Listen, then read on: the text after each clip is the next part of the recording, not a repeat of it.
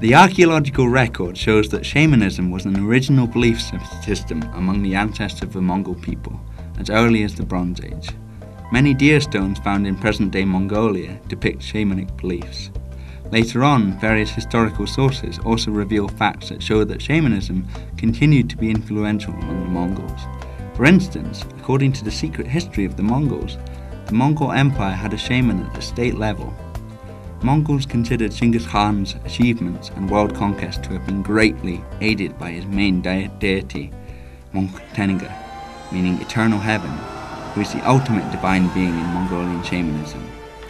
However, since the 14th century, from the time of Kublai the Wise, the grandson of Genghis Khan, Mongolian rulers have preferred Buddhism.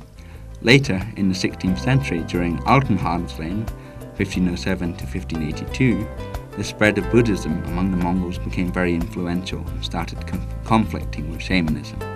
After that period, Mongolians largely followed the Buddhist way until the advent of communism in the 20th century. Shamanism and the shamanic knowledge and customs dramatically decreased to marginal status. During the communist era, shamanism, as well as Buddhism, was strongly repressed and was forbidden under the anti-religious Marxist ideology.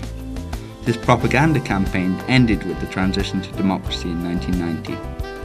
As a result of shamanism being banned during the communist regime from the 1920s on, public knowledge and awareness of shamanism was very poor by the 1990s. Despite this, shamans reappeared after 1990, and their number has dramatically increased in the last 15 years.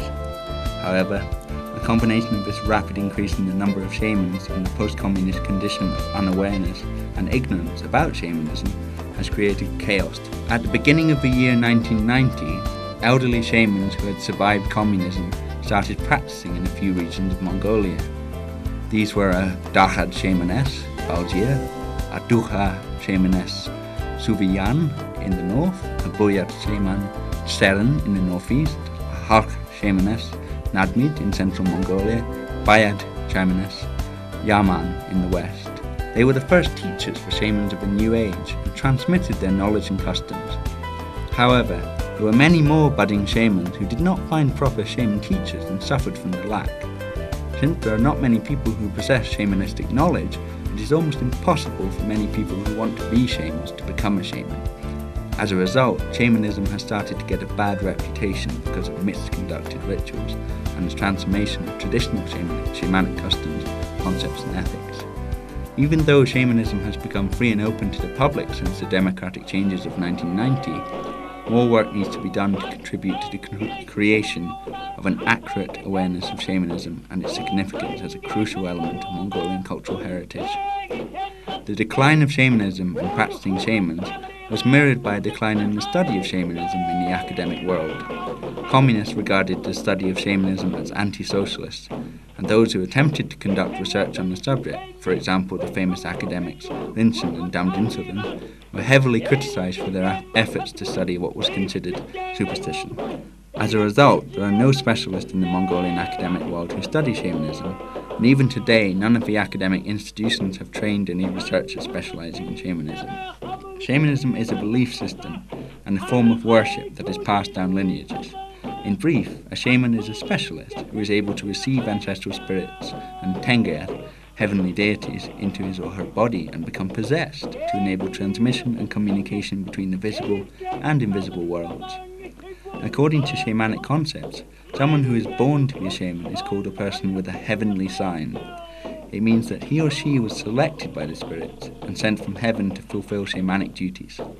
If suffering from symptoms such as having visions or trouble and misfortune in life, then a person seeks a shaman to identify the problem.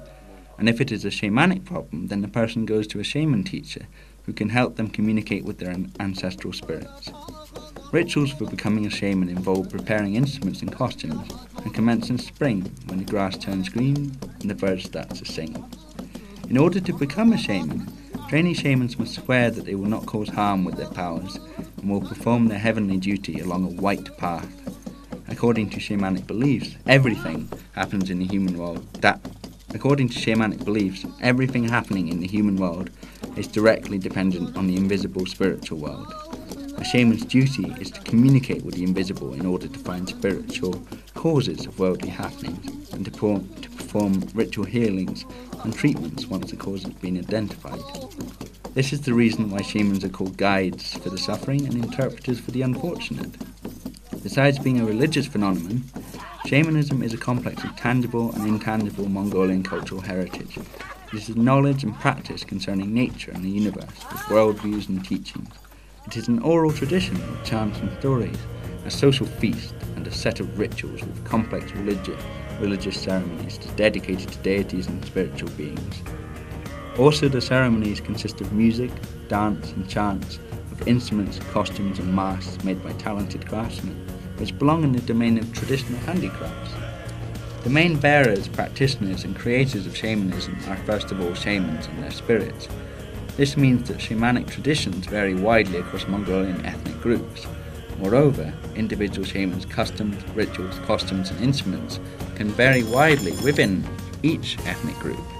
As such, shamanic cultural heritage is enriched by the uniqueness of individual shamans. Even though there are no formal or informal statistics on shamanism, there is informal information that after 1990 many Mongol ethnic groups revived shamanism, namely the Halk, Darad, Buryat, Hotgoit, Old, Bayat, Dorvat, Torbud, Daraganga, Sartol, Urianhai, and Tuva, and others as well. Shamanism is a complex element of culture, so it appears in various areas of social and cultural life, such as practices, knowledge, skills, as well as through instruments and artifacts. Therefore, descriptions of ancestral spirits and shamanic teachers do not do justice to what shamanism is. It penetrates deep into the Mongolian culture as a whole and is practiced every day, intentionally and unintentionally. In that sense, shamanism is one of the important bearers of Mongolian culture.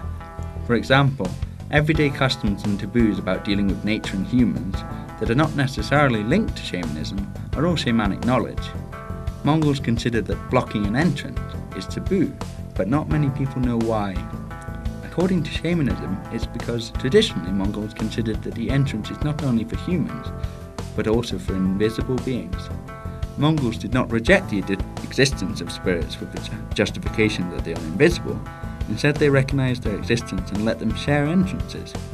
In this sense, Mongolian shamanism is not only an animistic belief that everything in the world lives with a soul or a spirit master, it is folk knowledge and teaches how a human should interact with spiritual beings in a harmonious way.